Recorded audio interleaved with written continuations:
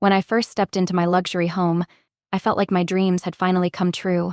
The high ceilings and sprawling rooms were a canvas waiting for my touch, a place where my family could flourish, far removed from the chaos of life. This house wasn't just a structure, it was the embodiment of hard work, a legacy I envisioned leaving for my child. It whispered promises of laughter-filled dinners, cozy movie nights, and a sanctuary where I could breathe freely. But just as I began to settle into this new chapter, my husband, Daniel, casually dropped a bombshell that shattered my idyllic vision. "My parents are moving in," he said, as if announcing he forgot to take out the trash. My heart raced. Did he seriously think he could just invite them into our home without asking? "You can't be serious," I replied, my voice thick with disbelief. This was my house named after me, a point I never failed to remind him. But to Daniel, it was always about family. It seemed his parents' arrival was a bridge to togetherness he thought we desperately needed, unaware that it felt more like an invasion. From that moment, I felt the ground shift beneath me. What was supposed to be my sanctuary slowly morphed into a battleground, with the weight of familial expectations pressing down on me. As I watched the walls I had envisioned embracing only my little family, I knew I needed to confront Daniel. Little did I know, things were about to escalate far beyond our initial conversation. The weeks following Daniel's announcement felt like an emotional roller coaster. I tried to process my feelings, but each day seemed to bring new challenges. While I had envisioned a home filled with warmth and joy, the reality was becoming increasingly complicated. To understand the gravity of the situation, let me take you back. Daniel and I had built a life together, one where I thought we valued each other's opinions and dreams. We often talked about our future, our plans to raise a family, the vacations we would take, and the cozy moments spent in our dream home. But now, with the prospect of his parents moving in looming over us, everything felt uncertain. One evening, as I unpacked boxes in the living room, Daniel casually strolled in with a grin, oblivious to the storm brewing inside me. "They'll be here next week," he exclaimed, excitement dancing in his eyes. My heart sank. I forced a smile, trying to mask the growing dread swirling within me. "Next week," I echoed, trying to keep my voice steady. "That's..." Fast my mind raced with thoughts of my sanctuary being overrun by their presence. I had always respected Daniel's family, but their overbearing ways left me feeling suffocated. His mother, in particular, had a way of asserting control that felt intrusive, and I wasn't ready to face that in my own home. As the days passed, I braced myself for what was to come. The moment they arrived, with suitcases in tow and no regard for the life we had built, the tension in the air was palpable. Daniel's parents, Mary and Paul's cheerful smiles belied the reality they were stepping into. I recall Mary's perfume wafting through the air like an unwanted cloud as she swept into the house, immediately inspecting everything with a critical eye.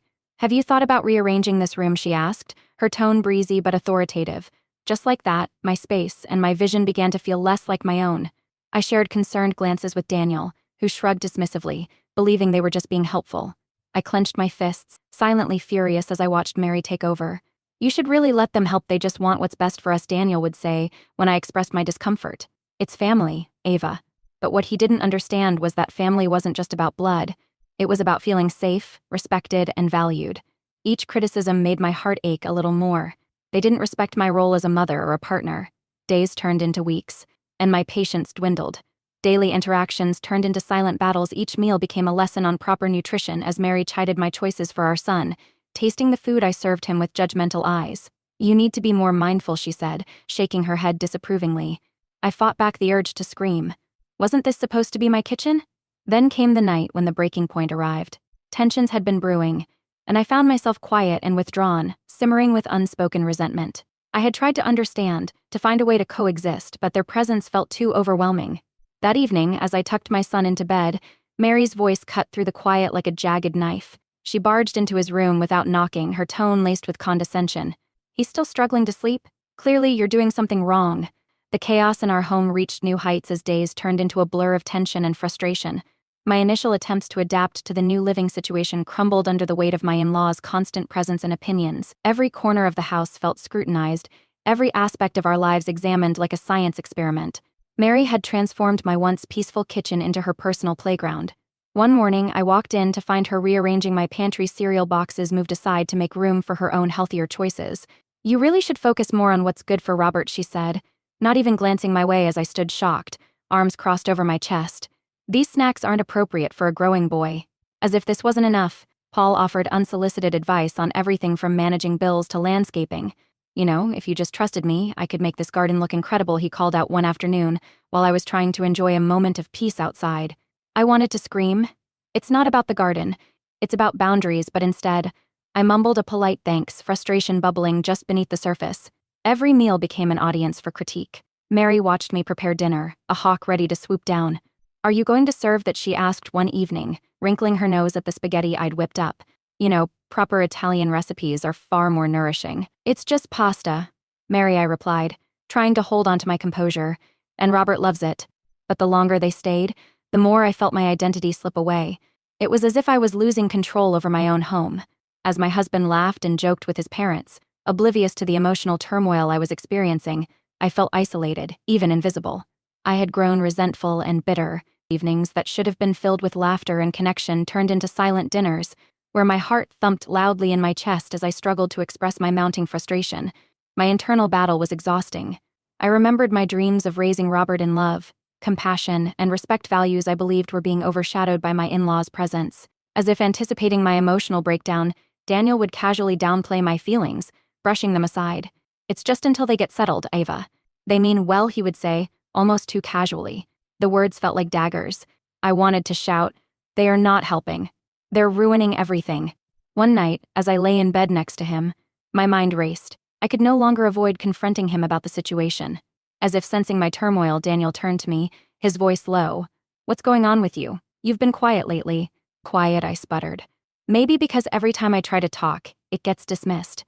"You have to listen to me." Daniel, the walls of our sanctuary echoed my anger, finally released like a tidal wave crashing against the shore. His surprise morphed into defensive posturing. "What do you want me to do? They're my parents.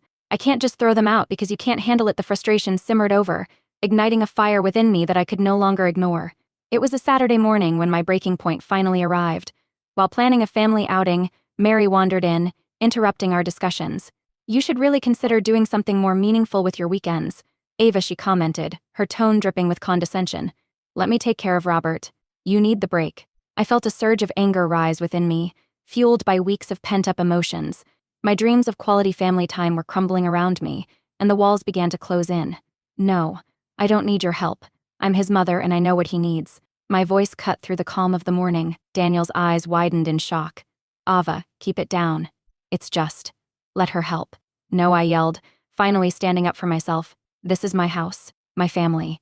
I'm tired of feeling like a guest in my own home. I feel like a stranger here." The room fell silent, every breath palpable in the air. Mary looked taken aback, her smiling facade slipping for the first time. Daniel shifted uncomfortably, the weight of my words hanging between us. I could see the disbelief on Daniel's face, as if he had awakened from a dream. But I was done with dreaming. This was reality, and I wasn't going to let them walk all over me anymore.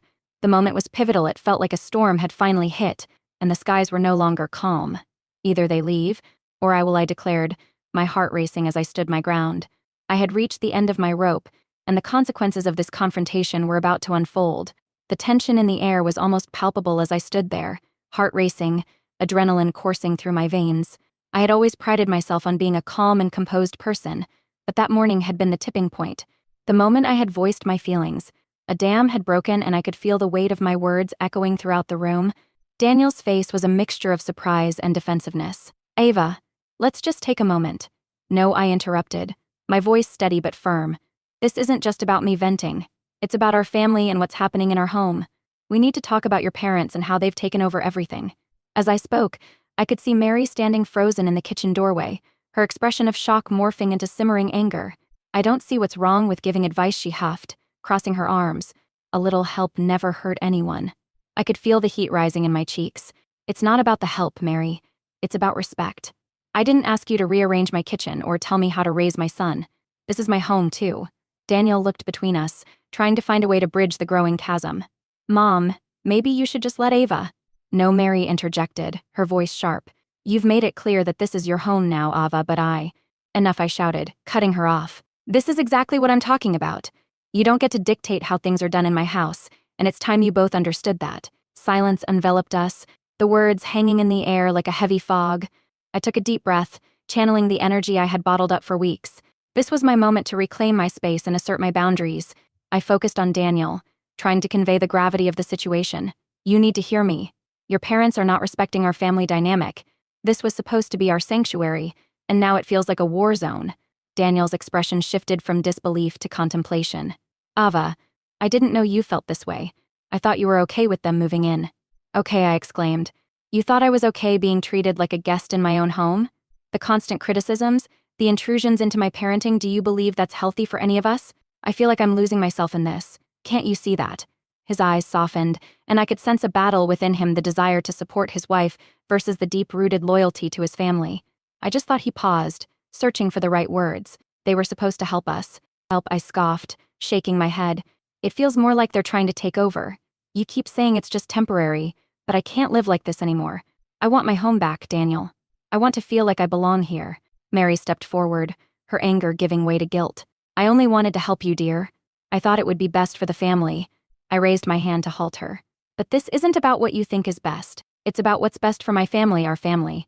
We need to make our own choices without your influence. Daniel sighed, visibly torn. What do you want me to do? I want you to stand with me, I replied, my voice softer but still firm. We need to establish boundaries. If that means they need to leave, then so be it. I won't compromise my happiness or our son's well-being for anyone. As I finished speaking, I felt a surge of empowerment course through me. I had found my voice, and I was ready to fight for my family. That evening, there was a shift, a palpable tension in the air, but also a sense of urgency for change. Okay, Daniel finally said, his eyes meeting mine with a determination I hadn't seen before. I'll speak to them. I nodded, relieved but anxious. Thank you. The confrontation had taken place, and I felt a mix of fear and hope. I knew the conversation that followed would determine the course of our lives. As Daniel strode out of the room to talk to his parents, I held my breath. This was a pivotal moment, one that could either mend our fractured relationship or drive an even deeper wedge. I had finally taken a stand, and now it was up to Daniel to decide where his loyalty lay. The air felt thick with anticipation after Daniel left to confront his parents. I paced anxiously in the kitchen, each step echoing my racing heart. I could just imagine the conversation unfolding, my stomach churned at the thought of how Mary and Paul would react to my ultimatum. Would they listen? Or would it escalate into yet another battle? Minutes felt like hours. But eventually, I heard voices in the living room. First came Daniel's steady tone, attempting to keep the peace. Then, the strain of Mary's responses pierced the air, her usual cheerfulness replaced by incredulity. I took a deep breath, trying to steady myself both physically and emotionally. As I strained to hear, the sharp sound of clattering dishes interrupted the tension. The muffled arguments grew louder, rising to a pitch that sent a shiver down my spine. You're choosing her over your family, Mary exclaimed, her voice tinged with betrayal. It's not about choosing sides, Mom, Daniel replied. Ava deserves to feel respected in her own home.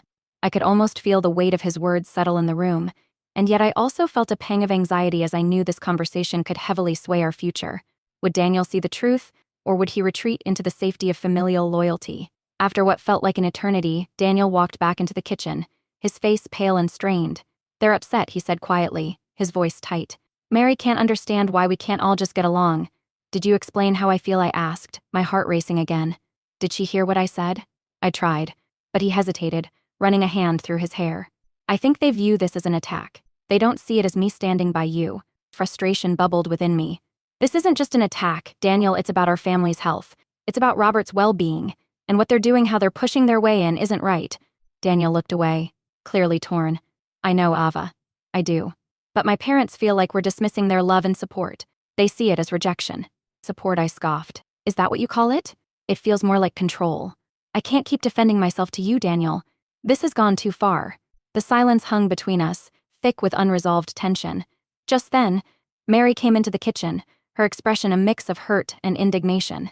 Daniel and I spoke, and I just don't understand why you can't see the bigger picture. Bigger picture, I echoed, incredulous. The bigger picture for who? Your family or ours? I thought moving in would help us all grow closer, forge deeper family ties, she continued, her voice earnest but still lacking awareness of my feelings. You're isolating yourselves from everyone. We just want to be there for you. Being there doesn't mean invading my space, I shot back. You cannot dictate how I raise my child or how I run my home. I feel suffocated in what is supposed to be my sanctuary. Mary's brows furrowed, disappointment washing over her features. I can't believe you think this of us. We care, Ava. I'm not denying that, I replied, my voice softening slightly but still firm. But care doesn't come at the cost of my independence and happiness. The room fell silent again, each of us wrestling with our emotions. It became clear that this conversation wasn't just about boundaries, it was about who I was becoming, a woman ready to reclaim her life and stand her ground. As Mary's disappointment lingered, I saw Daniel's frustration too, but he did not speak. This was a pivotal moment. revealing the fault lines that had toyed with our relationship since the beginning. With each tense minute that passed, I realized this fight was just beginning. While I had taken a stand, it seemed everyone involved was grappling with their feelings of betrayal and fear. Would we ever be able to find common ground, or would this escalate into a deeper fracture in our family? The days that followed the confrontation felt like an emotional battlefield. The atmosphere in our home shifted, laden with unspoken words and unresolved tension. It was evident that things couldn't continue as they were. I could no longer sit idly by while my in-laws intruded on my life and my family. As I navigated the chaos, a newfound sense of determination began to build within me. It was time to take charge, reclaim my space, and create a nurturing environment for my son that reflected our values. I realized that this battle was as much about my identity as it was about boundaries. One afternoon, after finally getting Robert to nap, I sat down at the kitchen table with a notebook. I needed to gather my thoughts and outline what had transpired. I wrote down all the ways Mary and Paul had overstepped their bounds, the constant criticisms of my parenting, their unsolicited advice on running my household, and, most importantly, the feeling of being disrespected in my own home. As I wrote, I felt a wave of clarity wash over me. Each bullet point represented not just grievances but also a realization I had let this happen. I had allowed my voice to be drowned out, thinking I could keep the peace. No more. I was done erasing myself to accommodate their needs. The very next day, I called my brother Jake. He had always been a source of strength and support. "I need your help, Jake," I confessed, my voice trembling slightly. "I'm losing my grip on my own life, and I feel like I'm suffocating. I need to know how to stand up to them without losing everything." "First," he said, his tone steady, "you need to remember that it's your life you're fighting for. You know what's best for you and Robert. You deserve respect, plain and simple." His words ignited a fire inside me. I started to devise a plan, preparing to take action. Over the next few days, I began to implement small changes around the house.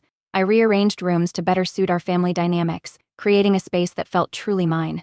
Each new adjustment made me feel lighter, as if I were reclaiming parts of myself that had been lost in the turmoil. I also reached out to a local parenting group for support. I found a welcoming community of women who had faced similar challenges with their in-laws. They shared their strategies for setting boundaries and navigating difficult conversations, and I soaked up their wisdom like a sponge. With each passing day, I found confidence growing within me. I started having conversations with Daniel about family dynamics, emphasizing the need for us to operate as a team. I encouraged him to set his boundaries with his parents, reinforcing that it wasn't a rejection of them but a commitment to our family unit. Then came the night that changed everything. Daniel and I sat down after dinner, just the two of us, the house silent but for the faint sound of Robert's laughter from playing in his room. "Can we talk?" I began tentatively, my heart racing. "About what happened?" he asked, his brows furrowing. "Yes," I breathed. "But also about where we go from here." I know our conversation got heated, and I felt I had to fight for my voice. "But I want us to work together, set clear boundaries with your parents. We need to prioritize our family first." He nodded slowly, his expression shifting to one of understanding. "I've been thinking about it too," he admitted. "I see how overwhelmed you are, and I understand why you feel the way you do." My heart soared at his response. "Together, we can create a plan that works for everyone. They need to respect our decisions as parents. I wouldn't have moved here if I didn't want to build a life we all could love." The relief that washed over me was palpable. Daniel was finally on my side, and I could see a glimmer of hope in our relationship. As we mapped out a strategy to address these issues with his parents, I felt the shackles of the past start to loosen. The looming darkness of doubt lifted as I realized I was fighting not just for space, but for a home filled with love, confidence, and respect. I breathed deeply, knowing the road ahead wouldn't be easy, but feeling empowered to face whatever challenges lay in our path together. The days turned into weeks, and the atmosphere in our home began to change. With the newfound communication between Daniel and me, we became a united front against the overbearing presence of his parents. We met with Mary and Paul, laying out our boundaries firmly but kindly. To our surprise, they listened, at least at first. "It's not that we don't appreciate your help," I explained, tears gathering in my eyes as I spoke. "But we need space to grow as a family. It's essential for Robert and us as a couple." While there were moments of resistance, the conversations fostered understanding. Slowly, the dynamics shifted, allowing us to reclaim the peace that had elapsed. Mary even surprised me by helping out in ways I didn't expect, checking in on things rather than issuing demands, allowing me to guide her. Through it all, I discovered not just the strength to assert my needs but also the power to advocate for my family's happiness. I realized that finding common ground with Daniel and his parents didn't mean sacrificing my own identity. It meant integrating our lives while maintaining respect for one another. As the sun poured into our living room one warm afternoon, Robert's laughter rang through the house, echoing the joy I had longed for. I felt lighter, knowing I had fought to create the sanctuary I envisioned. This wasn't just a victory, it was a new beginning. I had rediscovered my voice and solidified my role as both a mother and a partner. Together, we were forging a path forward, one built on respect, love, and understanding. The journey changed me, but in the end, it became clear our family was more than just a house, it was a place of growth, love, and newfound freedom.